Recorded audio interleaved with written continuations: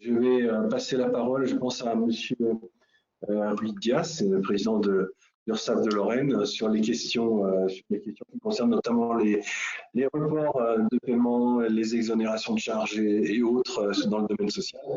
Peut-être que vous avez des réponses à nous apporter ce soir, J'espère. puisqu'on a quand même beaucoup de questions là-dessus et les confrères Oui, il y a eu sont énormément un de, petit peu il y a eu inquiets. énormément de questions sur le chat, effectivement, sur les reports Ouais. de cotisations et sur les thématiques des cotisations sociales.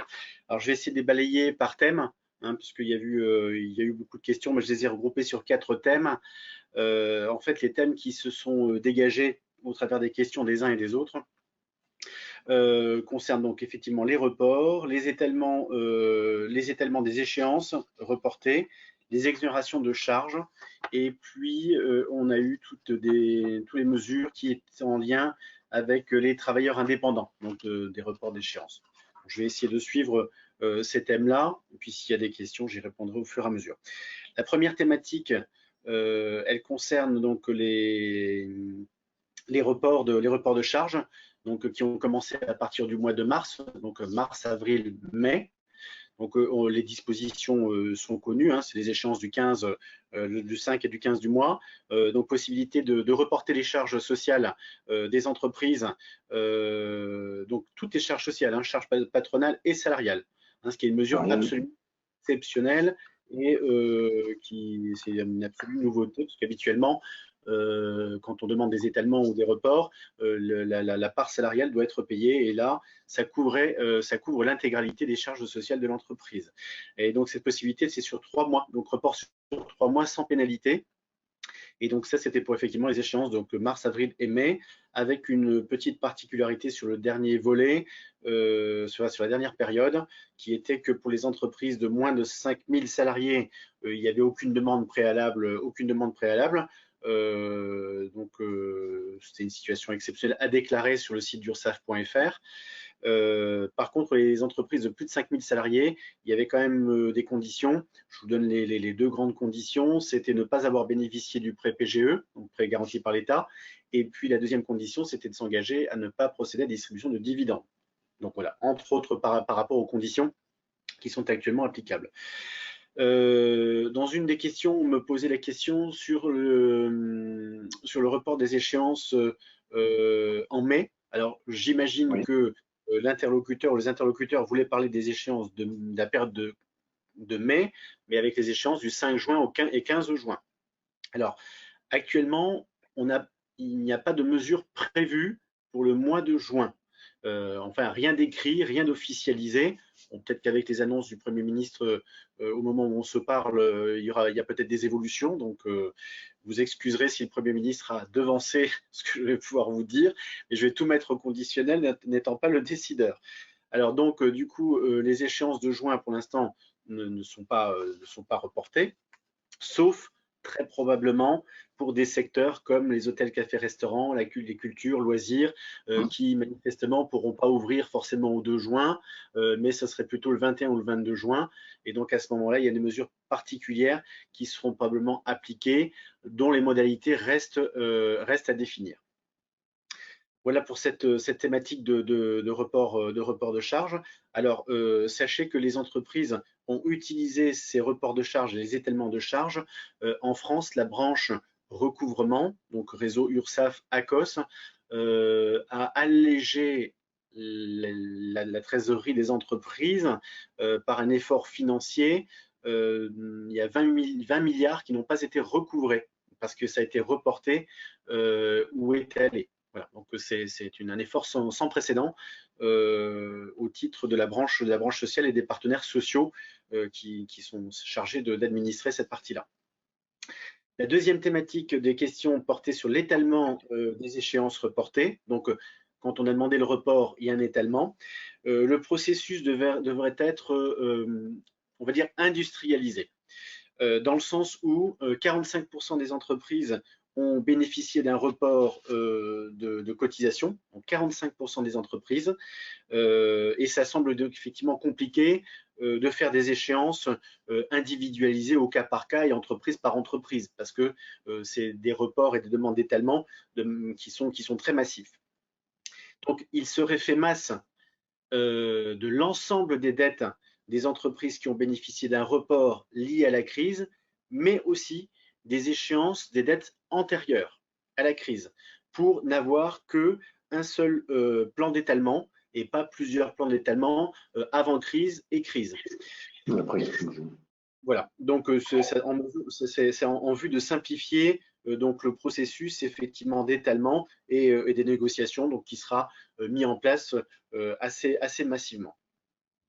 Alors, ce qu'il est prévu dans l'étalement, c'est que en fonction de la difficulté et de la situation lourde de certaines entreprises au regard des critères économiques, le plan d'étalement pourrait se faire sur plusieurs années, probablement 36 mois, voire plus si la situation est plus compliquée et si les enjeux en matière de territoire, de masse salariale, d'environnement économique et de poids sur la région ou sur les départements pouvaient nécessiter effectivement des reports un petit peu plus longs. Donc il y aura vraiment des échéances à long terme et qui probablement seront progressives pour accompagner un petit peu les entreprises sur comment dire ça, sur le retour sur un retour à meilleure fortune, hein, donc avec une évolution progressive de l'activité économique.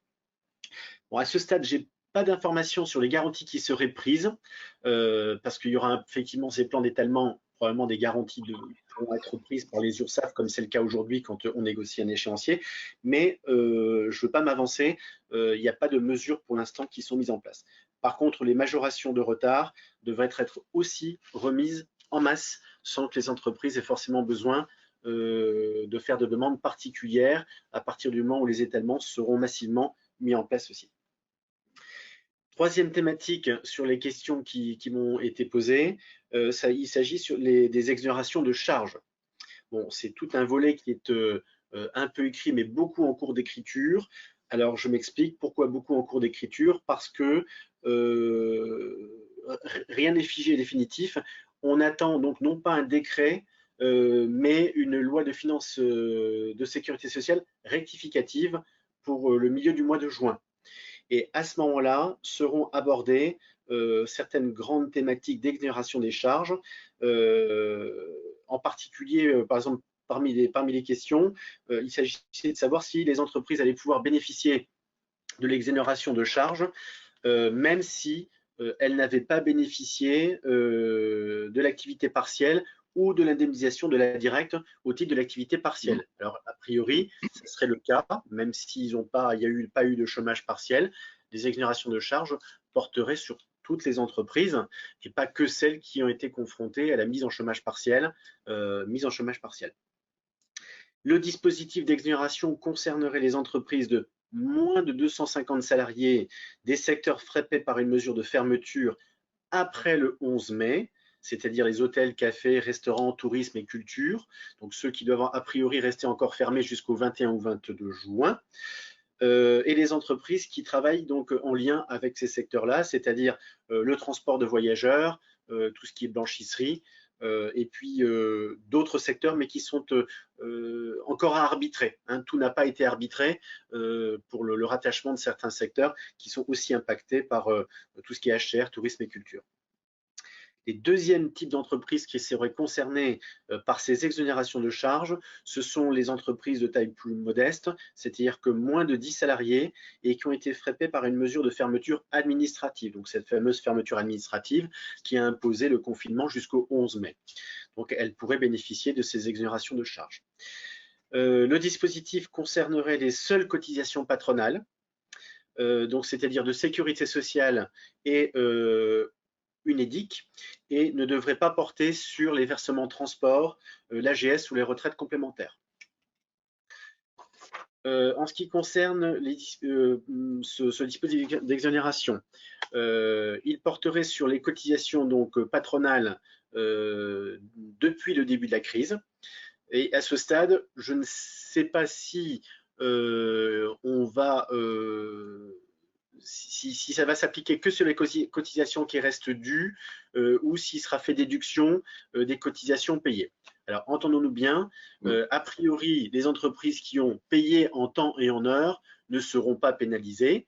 L'exonération portera sur l'ensemble des entreprises, et celles qui ont déjà maintenu leur cotisation, il y aura probablement un crédit qui sera inscrit au profit de l'entreprise pour les futures cotisations sociales qui seront à payer. Petit complément d'information, ce dispositif, je le mets aussi au conditionnel, mais a priori c'est ce qui verra le jour, serait complété d'une aide au paiement des cotisations ciblées sur les mêmes entreprises, c'est-à-dire celles que je vous indiquais tout à l'heure, moins de 250 salariés, hôtels, cafés, restaurants, tourisme et culture, et qui sont obligés d'être fermés après le 11 mai, et celles de moins de 10 salariés qui ont dû fermer par décret pourraient bénéficier elle pourrait bénéficier donc d'une aide au paiement des cotisations égale à 20% de la masse salariale. 20% de la masse salariale sur la période de fermeture. Cette aide permettrait de prendre en charge des cotisations qui ne sont pas exonérées, donc notamment AGS, retraite complémentaire et versement transport, et cette aide permettrait de prendre ces cotisations en charge. De ma compréhension, ce sera aux entreprises de calculer et de porter dans la DSN et puis sur les fameuses CTP spécifiques, vous savez, les rubriques spécifiques de la DSN, le calcul de ces exonérations et de cette aide. Donc voilà pour ces mesures importantes. Quatrième volet, donc vous en avez tous entendu parler, donc c'est en ce qui concerne les indépendants. Donc il y a eu les reports d'échéance du mois de mars, avril et encore du mois de mai. Il y a eu une aide discrétionnaire qui a été mise en place pour les travailleurs indépendants par le Conseil de la protection sociale des travailleurs indépendants, donc ce qu'on appelle le CPSTI, qui est un petit peu la cellule sociale de l'ex-RSI, bien qu'aujourd'hui ça soit administré et géré par les URSSAF. Et donc, mais par contre, l'enveloppe a vite été épuisée et notamment chez les experts comptables, on avait vite réagi et on s'est aperçu que comme cette enveloppe a été rapidement épuisée, cette aide n'était plus cumulative avec l'aide du Fonds social. Donc très rapidement, je crois qu'en l'espace de 15 jours, Valérie en est témoin, on a eu l'occasion d'échanger là-dessus. Et donc c'est vrai que vite, ce n'était plus cumulatif. Il y a eu aussi au mois d'avril, mais pas que, pour les artisans et commerçants, une aide correspondant au montant des cotisations de retraite complémentaire sur la base des revenus de 2019. Donc cette aide qui était plafonnée à 1 250 € a été versée automatiquement sans démarche de l'artisan ou du commerçant, a été reversée à l'artisan et commerçant sans démarche de sa part, à partir du mois d'avril. Alors, il y a eu une première vague, il y a eu une deuxième vague qui concernait ceux qui étaient en gérance ou en co-gérance dans les sociétés. Et donc, cette deuxième vague est intervenue au mois de mai et il y aura un troisième volet, donc une troisième vague, pour ceux qui n'ont pas l'habitude de payer par prélèvement ou par virement, mais qui payent finalement encore par chèque. Et pour lequel il est plus compliqué parce qu'il faut intervenir manuellement au cas par cas, leur téléphoner, leur écrire, leur faire un mail pour leur demander leurs coordonnées bancaires. Voilà les grosses mesures qui ont été mises en place. L'URSSAF, bien sûr, enfin les URSSAF de France ont également, afin de ne pas embêter les entreprises, suspendu les plans de contrôle. Donc tous les plans de contrôle ont été suspendus, à l'exception de ce qui concerne le travail dissimulé. Voilà. Donc sinon tous les plans de contrôle ont été suspendus. Ils vont effectivement naturellement reprendre avec la fin du confinement, mais ça a été effectivement, ils ont été suspendus pendant toute la période du confinement. Voilà, j'ai essayé d'être synthétique et de pas trop. Ça fait beaucoup d'informations en une fois. Vous n'avez pas d'idée du délai pour la sortie des textes qui vont, je dirais, formaliser, figer toutes ces propositions, enfin tous ces projets? A priori, si, je pense que la loi de finances de sécurité sociale qui est attendue, donc rectificative, qui est attendue pour le mi-juin, nous apportera, figera la plupart des informations. Et d'ici là, il y a beaucoup de choses qui sont en cours d'écriture. Je pense après l'intervention du Premier ministre d'aujourd'hui. Je pense que semaine prochaine, on va avoir tout un volet de précision qui vont venir sur les échéances du mois de juin, sur les reports, les étalements. Sur les étalements. Et en tout cas, mi-juin, on aura le LFSS, la loi de finances et sécurité sociale, qui va nous apporter des précisions assez précieuses. Alors, j'ai une petite question. Une dernière question. Oui, tu as une dernière. Oui, j'ai une petite question en forme de boutade. Alors, je vous la lis telle quelle. Les cotisations patronales sont à zéro en cas de chômage partiel, donc quid des exonérations? Eh bien, c'est une très bonne question. C'est une très bonne question que j'ai fait. Bon, c'est plus le président de l'URSSAF qui a fait la remarque, mais l'expert comptable. On dit effectivement, j'ai eu la même idée en disant qu'effectivement, s'il y avait du chômage partiel, il y avait peu de cotisations sociales et donc il y aurait peu d'exonérations, c'est vrai. Mais comme les exonérations devraient porter, y compris sur les entreprises qui n'ont pas eu recours au chômage partiel, afin de faciliter la relance, donc effectivement, celles qui ont eu cet allègement parce qu'il y a eu le chômage partiel n'auront pas de complément, mais celles qui n'ont pas bénéficié de mesures liées au chômage partiel, à ce moment-là, pour maintenir les salaires, devraient pouvoir bénéficier d'un allègement de charges. Donc ça concernera quand même quelques entreprises, pas mal d'entreprises malgré tout. Et puis, aujourd'hui, on est quand même à 20 milliards de cotisations qui ne sont pas rentrées dans le budget de la sécurité sociale, que pendant la période de confinement. Ok, bon, on me rappelle alors en termes de chronomètre. Donc, oui. Je crois qu'on va conclure là. Je vous remercie, Monsieur Dias. Je remercie aussi Madame Coulangin pour les informations qu'elle nous a données. Et évidemment, le temps est court, donc on va y passer beaucoup plus de temps. Mais voilà, Virginie, je me tais, je te passe la parole.